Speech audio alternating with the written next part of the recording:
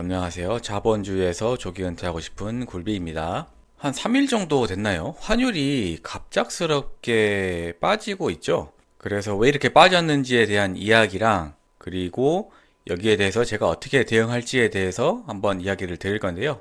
그 부분이 궁금하신 분들은 타임라인에서 그 부분으로 건너가시면 되고 그 전에 TQQQ랑 QLD 매매 현황 보고 가시겠습니다.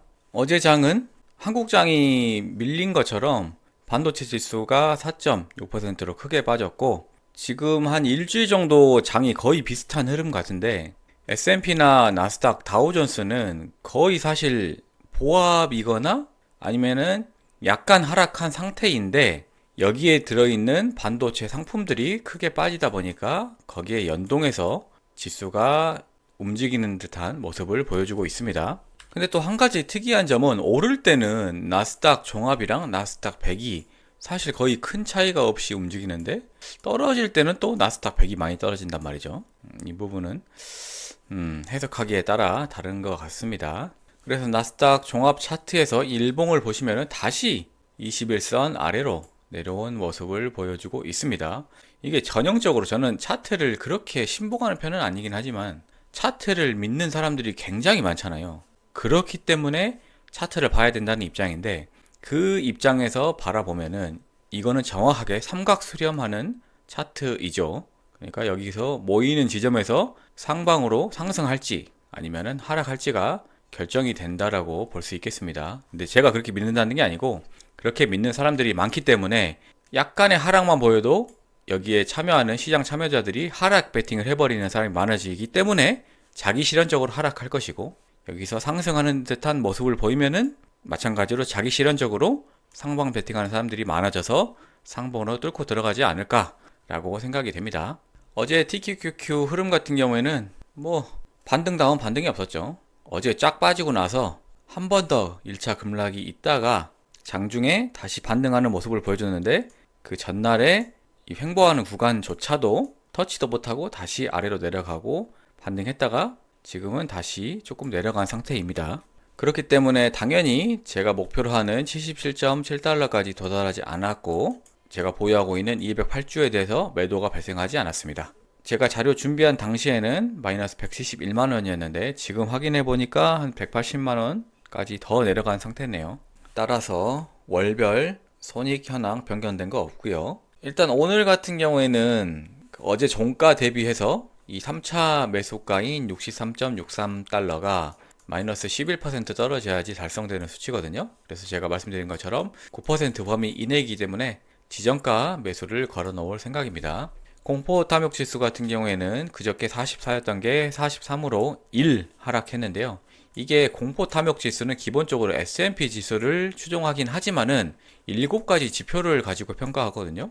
그래서 하락한 거 대비해서는 조금 너무 조정이 적지 않나라고 생각이 됩니다. 자, 오늘의 주제죠. 환율이 한 3일 정도 계속해서 누가 봐도 시장에 개입을 해서 떨어뜨리는 움직임을 보여주고 있습니다. 그래서 1560원까지 찍었던 환율이 제가 촬영하는 기준으로는 1502원 그리고 장중에는 1500원 아래로 뚫고 내려가서 1498원까지 내려간 상태입니다. 그래서 혹시나 여기서 뭐 크게 빠질까 라고 생각하시는 분들이 계실 것 같은데 일단 왜 이 하락이 발생했는지에 대해서 제 생각을 말씀드리면 첫 번째로는 하이닉스의 환전 수요 때문이라고 저는 생각합니다. 뭐냐? 하이닉스가 기본적으로 한국 시장에서만 거래가 가능하잖아요.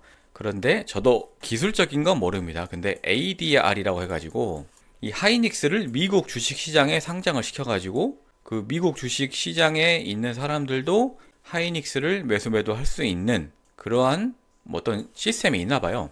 이게 좀 주식을 해보신 분들은 아시겠지만 중국 같은 경우에는 그 자본 유출 같은 걸 굉장히 엄격하게 관리하기 때문에 중국에 상장된 주식들을 해외에서 거래하기가 굉장히 힘든데 그런 불편함을 해소하기 위해서 알리바바나 여러 가지 회사들이 ADR이라는 걸 통해 가지고 미국 시장에 상장이 돼 있었습니다. 마찬가지로 하이닉스도 그렇게 하겠다는 거죠. 근데 이렇게 ADR로 이렇게 미국 주식 시장에서 상장을 한다는 말은 추가로 주식을 발행해 가지고 이게 푸는 거기 때문에 거기에 대해서 수익금이 발생합니다. 그러니까 주식을 새로 발행해 가지고 이 외국인들한테 팔아서 외국 시장에 거래가 가능하도록 하는 거기 때문에 이 판 돈이 나오겠죠. 그런데 이 판 돈을 지금 SK도 그렇고 삼성도 그렇지만은 메모리 반도체를 더 증설하기 위해서 투자를 엄청나게 하고 있잖아요. 그래서 이 달러를 한국 원화로 환전해가지고 한국의 시설 투자 비용으로 충당하겠다는 계획을 며칠 전에 발표를 했습니다. 근데 이게 하이닉스 상장이 며칠 뒤거든요, 사실은. 그런데 며칠 뒤라고 하더라도 사실 이 뉴스가 발표된 순간부터 환율이 영향을 받을 수밖에 없잖아요. 그래서 금융시장을 통해 가지고 이런 거래를 하는 거죠. 내가 며칠 뒤에 달러를 너한테 줄게. 근데 대신 지금 너가 나한테 달러를 주면은 그 달러를 가지고 원화로 환전해 가지고 내가 사용하고 싶어. 왜냐? 내가 며칠 뒤에 환전을 하게 되면은 뭐 당장만 해도 1,540원에서 50원 사이였던 환율이 지금 1,500원으로 내려왔잖아요. 물론 이제 판 것도 있긴 하지만은. 근데 뉴스만 발표한다 하더라도 환율에 영향이 있기 때문에 더 적은 원화로밖에 환전을 못 하잖아요. 그러니까 미리 내가 나중에 땡겨올 수 있다는 확신이 있으니까 그 돈을 미리 땡겨와가지고 원화로 환전한다. 이게 금융 용어로는 선물한 매도라고 하는 건데 어쨌든 하이닉스가 이게 한 30조인가 40조인가 되는 꽤나 큰 돈을 한 달 동안 풀기 때문에 이게 분명히 영향이 있다라고 보여집니다. 이게 첫 번째고, 두 번째는 뭐냐? 국내 주식시장이 한 3일 정도 크게 조정을 받고 있잖아요. 거의 5% 이상씩 조정을 받고 있는데, 오히려 제가 다른 영상에서도 말씀드리는 건데, 지금까지는 국내 주식시장이 조금 고평가돼 있었다라고 저는 생각을 합니다. 뭐 여기에 대해서 반박하실 분들이 많이 계실 건데, 어쨌든 이렇게 고평가돼 있는 상태다 보니까 원래는 해외 투자자들이 한국 주식시장을 뭐 몇 퍼센트인지는 제가 찾아보지는 않았지만 예를 들어서 5% 비율로 가지고 있었어야 된다고 볼게요. 근데 이게 거의 2000대부터 따지면은 4배 가까이 올라 버렸으니까 이게 단순 계산해도 20%까지 비율이 올라 버린 상태다 보니까 외국 투자자들은 이걸 기계적으로 5%까지 줄여야 됩니다. 그러니까 국내 주식시장이 오르면 오를수록 더 많이 팔고 더 많이 판 돈을 어떻게 합니까? 당연히 원화를 안 가지고 있죠. 원화 누가 가지고 있습니까? 쓸데도 없는데 외국인들. 당연히 그렇게 매도한 원화를 가지고 달러로 바꿔서 나갔단 말이죠. 그런데 이게 시장이 급격하게 조정을 받아버리니까 얘를 뭐 20%까지 올랐던 비율이 계속 팔았으니까 뭐 15%까지 떨어졌다고 생각해 볼게요. 근데 이게 시장이 조정을 받아버리니까 거의 10%까지 떨어졌다고 가정해 볼게요. 단순 계산으로. 그러면은 20%에서 5%까지면은 많이 팔아야 되는데 10%에서 5%면은 그냥 단순히 시장이 조정을 받아가지고도 5%로 내려갈 수 있는 거잖아요. 그러니까 오히려 국장이 하락하니까 외국인들이 달러를 매도할 압력이 사라진 겁니다. 그런데 지금까지 1,540원, 1,550원까지 버티던 것도 외국인들이 계속 파는 거를 뭐 한국은행이나 뭐 이런 데서 달러를 팔아가지고 이렇게 방어를 하고 있었던 거란 말이죠. 그런데 외국인들이 파는 힘이 약해지고 이 한국은행이나 이런 데서 달러를 팔고 원화로 바꾸는 힘이 그대로 있다 보니까 달러가 이렇게 크게 움직인 게 아닌가라고 저는 생각을 하거든요. 근데 이런 요인을 이제 종합하면은 뭐냐? 첫 번째로 하이닉스 환전 수요는 한 달짜리란 말이죠. 영원히 계속되는 힘이 아니에요. 그러니까 얘는 일시적인 힘이다.